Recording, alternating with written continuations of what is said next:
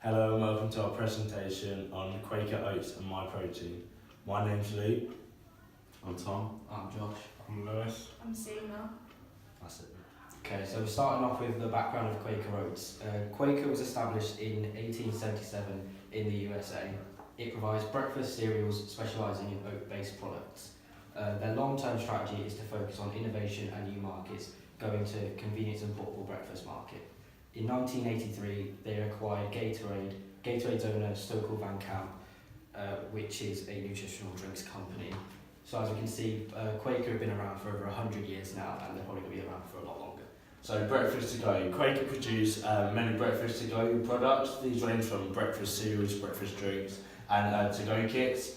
All their products help meet a market segment that Quaker have identified to be profitable and in demand. So moving on to Myprotein. Myprotein were founded in 2004 in Manchester, and in 2011 they were bought by the Hut Group, who are an e-commerce company from Cheshire, for an acquisition of around £60 million. They operate worldwide in over 70 countries, and they're a sports nutrition brand specialising obviously in protein, but they also sell clothes. They sell to both men and women, with a range specifically for women, a very small amount of products. So for our product, we're joining Quaker Oats and Myprotein together to create a breakfast drink that can be consumed on the go, aimed at females. Our reasoning behind this is we saw a slight gap in the market for protein products specifically targeted at women due to the stereotype built into our society previously that protein was just for men. We also want an eco-friendly image for our brand, and we'll do this by using recyclable bottles in our products. So now we move on to a pest analysis. So for political, we looked at the imports from out of the EU, and this takes into account the whole total product value, which is the shipping cost and insurance. Once this product enters the UK, VAT is paid to HMRC of 20%, and also depending on the Brexit outcome, the imports of raw materials may be added on with extra trade tariffs. Then for environmental, looked at the products having to meet the needs and requirements of the environmental standards. And Quaker say on their website that their bottles are 100% recyclable, and the irrigation and growing of their oats rely on rainwater. Some of the social factors that we found were that almost half of British people skip breakfast, and 1 in 7 British people have a gym membership. This means that our potential target market has grown because people are skipping out on meals and they're looking for a healthy alternative on the go. We also found that more people are career focused and keen, so potentially they'd be looking to get into work early, maybe rushing in the morning so that they could have breakfast on the go. And that people are more health conscious, with 31% of people saying that sugar made them cut down on their cereal consumption. These social factors show the gap in the market that people are looking for a healthy breakfast on the go. Some of the technological factors we found were the investment into research and development from breakfast companies helping to make breakfasts as healthy as possible. So Quaker Oats and Myprotein would come together to make this a healthy product. So for pest analysis, next up is economic and legal. So the economic factors that could affect us are Brexit. This could lead to imports being heavily affected, as after Brexit is finalised, imports could eventually cost us a lot more as we won't meet EU regulations anymore. Interest rates could massively affect us, as well as recession. Recession would affect us because it would mean that people would have a lot less disposable income, and which means they wouldn't have enough money to buy our products as often. Legal impacts would be, again, imports, as we'd have to meet all the import requirements that the law has set. Another one is that we have to constantly include the nutritional guidelines and the ingredients. Failure to do so could lead to lots of possibilities, such as lawsuits and fines. So for micro, we're doing Porter's 5 forces. So this looks at threat of substitution, threat of new entrant, supply power, buyer power, and competitive rivalry. So it was first introduced in 1979 by Michael Porter. So threat of substitution looks at alternatives to breakfast drinks such as yogurts and milkshakes. So this is other alternatives to Quaker's products that they might use. Then we move on to threat of new entrants. So this could be people going into the market which could rival our products, making sure that we lose either market share or profit. So, for example, if McDonald's entered the breakfast to go or snacking market, then this would take market share or profit away from Quaker, so this would be a negative thing. We then move on to supply power. So supply power is the level of power a supplier has over a company and how easy it is for a company to change suppliers. So this can also link to the price that suppliers charge. So if there's a small amount of suppliers, then they can charge a higher price. But if there's more suppliers, then the company has the power. So for example, Quaker have 400 oat suppliers, so that's a lot of suppliers.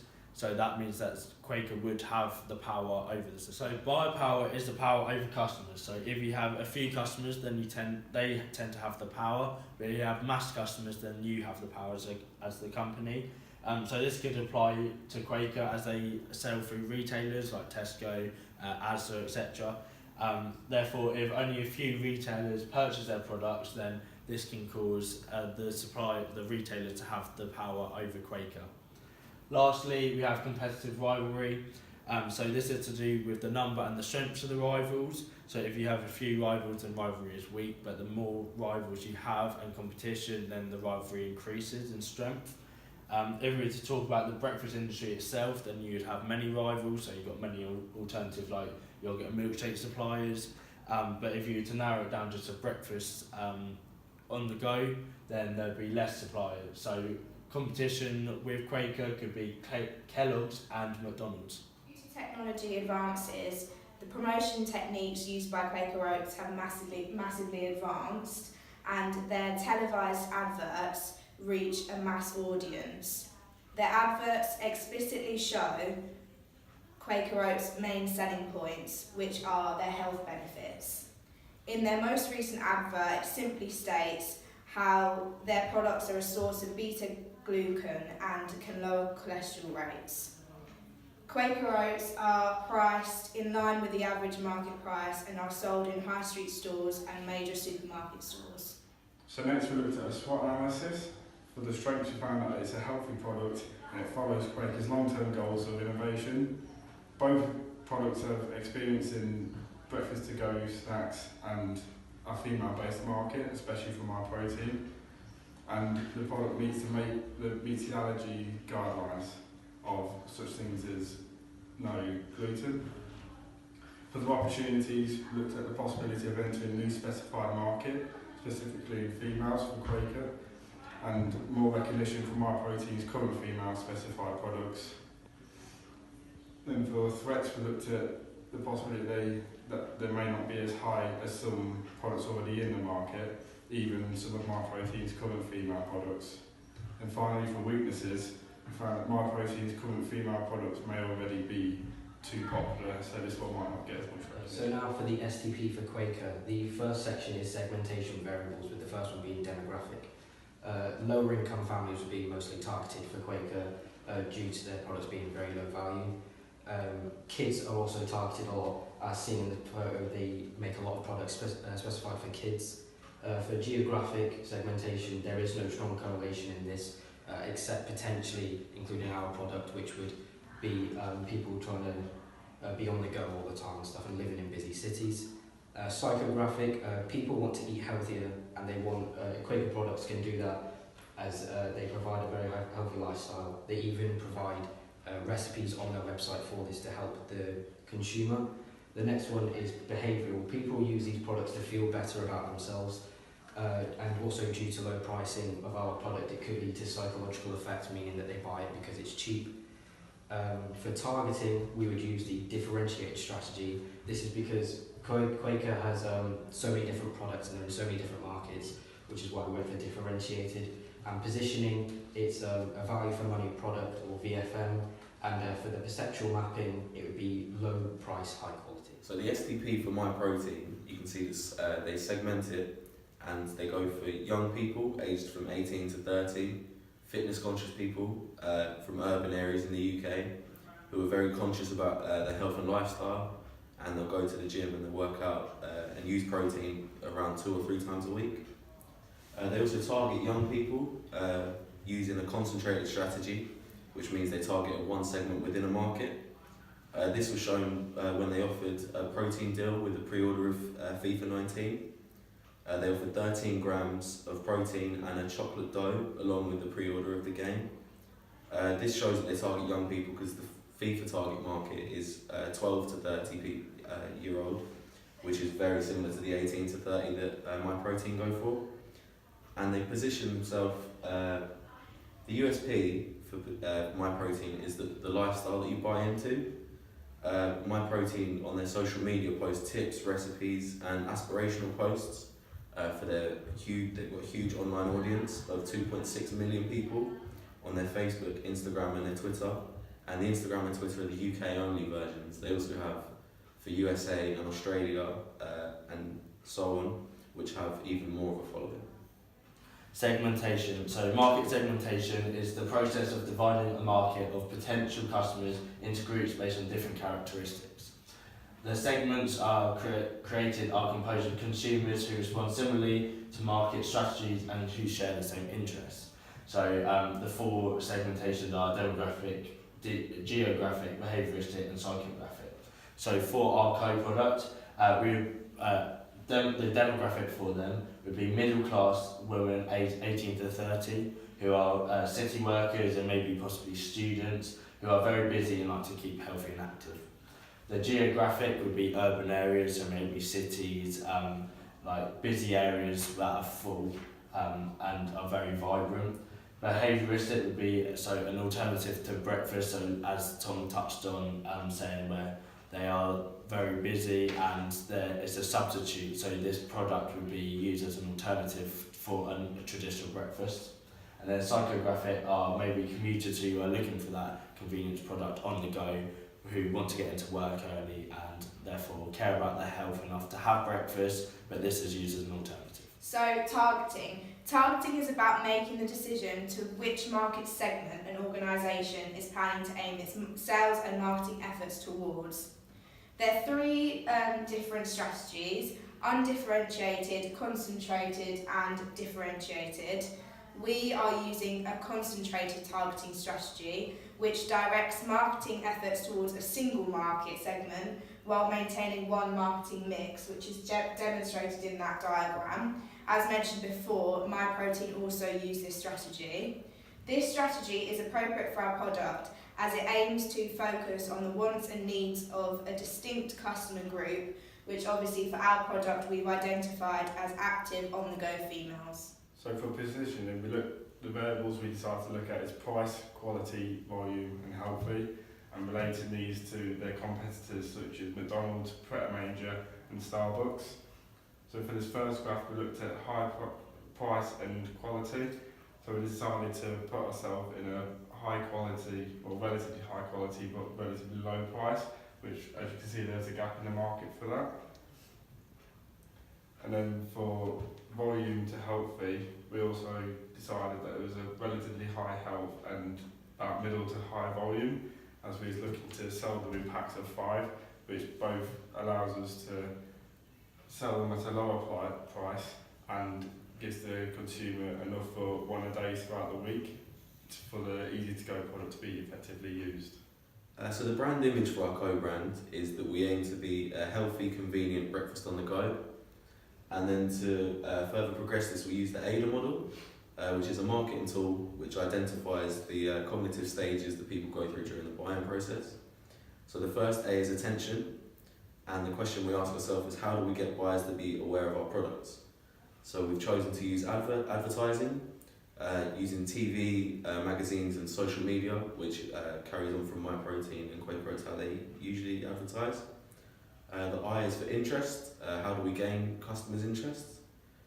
We could potentially use a well-known endorsement on our social media pages, which would again progress this. D, desire. What makes us desirable? The social media aspects that we gain from Myprotein with the lifestyle tips and the community that you become a part of when you buy their products. And then finally the A is for action, which is what is going to make people buy this.